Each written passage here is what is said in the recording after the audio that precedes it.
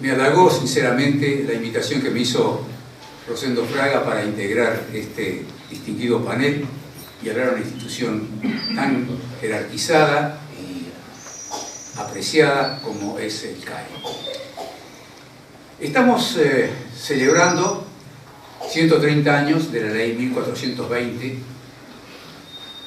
que puso en evidencia las características de una genuina política de Estado, que impulsó la educación primaria con una intensidad tan grande, que cuando Roca asumió su primera presidencia, había en Argentina 85.000 alumnos.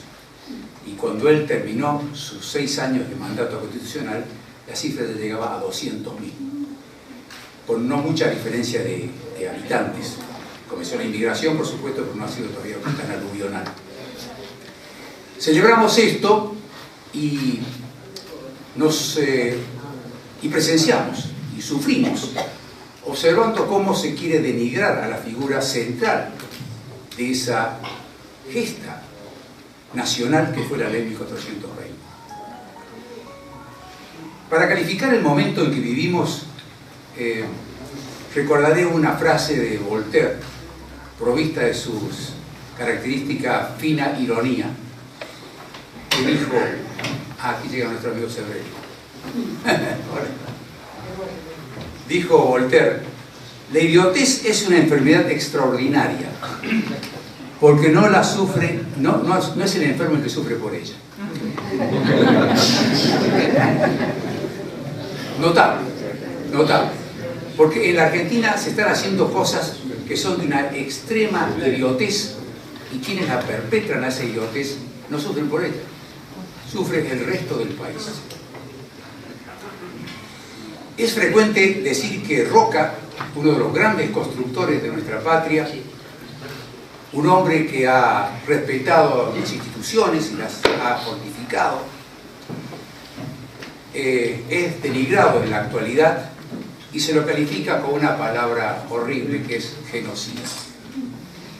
Y se llega a decir en algunas de las publicidades que por ahí se hacen que mató a 300.000 indios.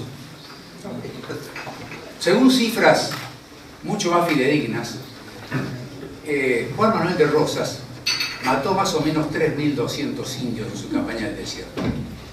Y Roca mató la mitad de eso. Pero ¿por qué no se le dice genocida a Rosas entonces?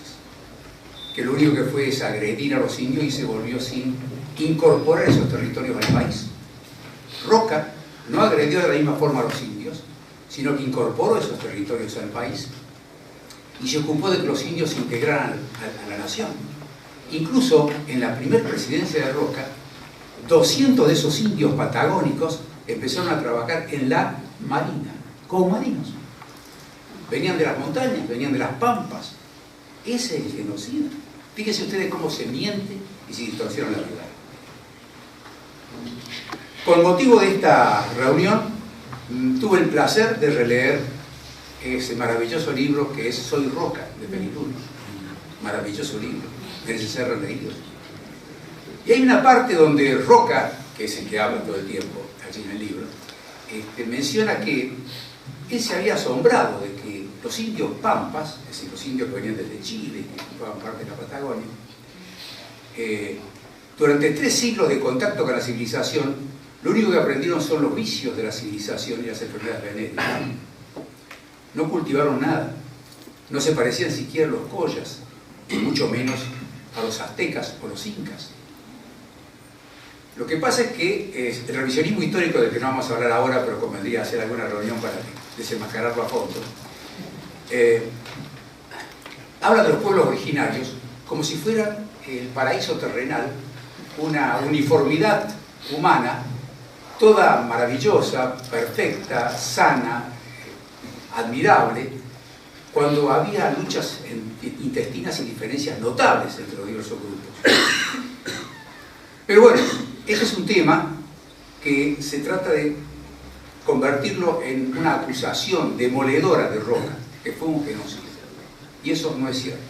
Pero esto ya se ha manifestado de manera muy grosera creo que se sacó ya la estatua de Roca en Bariloche.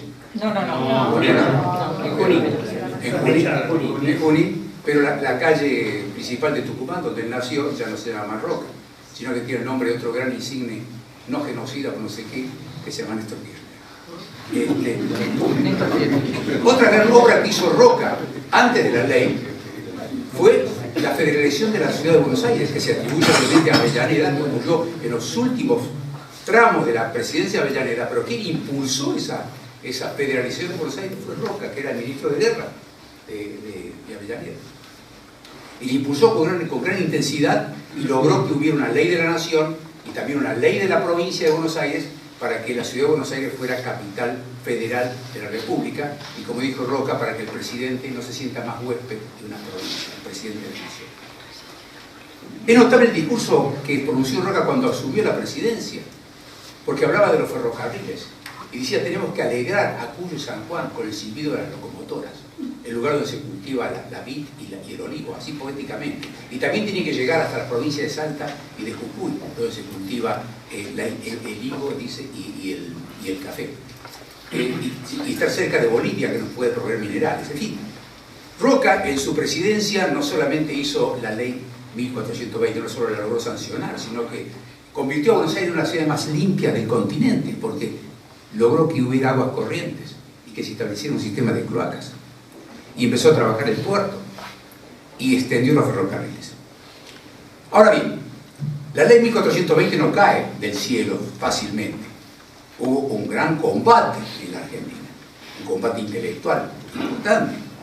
Tuvo precedido esta ley, que se sancionó en 1884, por un congreso pedagógico, el primer congreso pedagógico nacional, que ocurrió en 1882.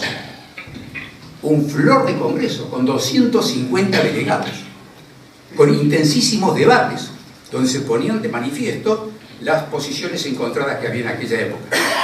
Pero en ese congreso se fueron aproximando ciertos criterios y se llegó a una cierta unanimidad en el tema de que la enseñanza debía ser gratuita, que era posible que hubiera escuelas mixtas, que los padres estuviesen obligados de enviar sus hijos a las escuelas primarias.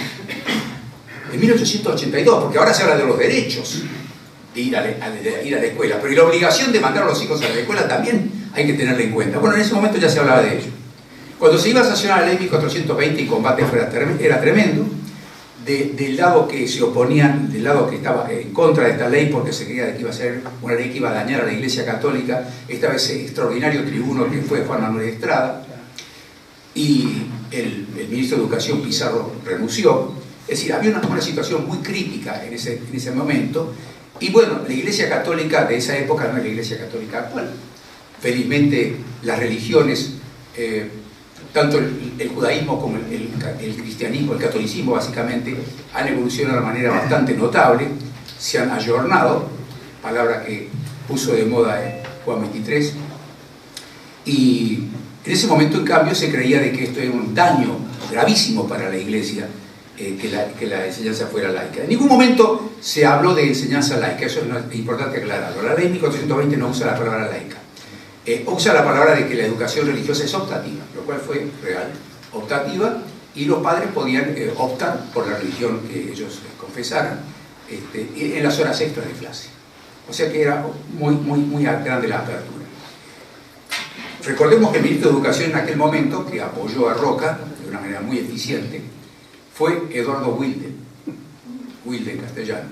Eduardo Wilde, yo lo aprecio mucho porque ha sido médico y escritor. O sea, un inspirador. Ha sido médico, escritor y además tenía un finísimo sentido del humor. Vale la pena leer algunos de sus libros. Por ejemplo, Prometeo y compañía es un libro que nos hace sonreír todo el tiempo, muy bien redactado, con una gran prosa, y que fue ministro de Educación de Roca en esa etapa tan crítica, y luego en la segunda presidencia él fue su embajador más eficiente en toda Europa, en el momento que se estaba trabajando con mucha intensidad y mucha convicción las corrientes inmigratorias que fueron poblando nuestras tierras desérticas. Claro que cuando se tenía que sancionar la ley 1420, el combate era tan tremendo que el llamado internuncio, en aquella época se llamaba internuncio, cuyo nombre es, no sé, un poco popular, porque se llamaba Matera de apellido, era Luis Matera. Bueno, él expulsó al nuncio. Lo expulsó porque el nuncio viajó a Córdoba, hacía una especie de trabajo de sabotaje muy abierto y un poco tosco. Sin embargo, fue el mismo Roca, en su segunda presidencia, que restablece las relaciones diplomáticas con el Vaticano, de forma muy respetuosa y correcta.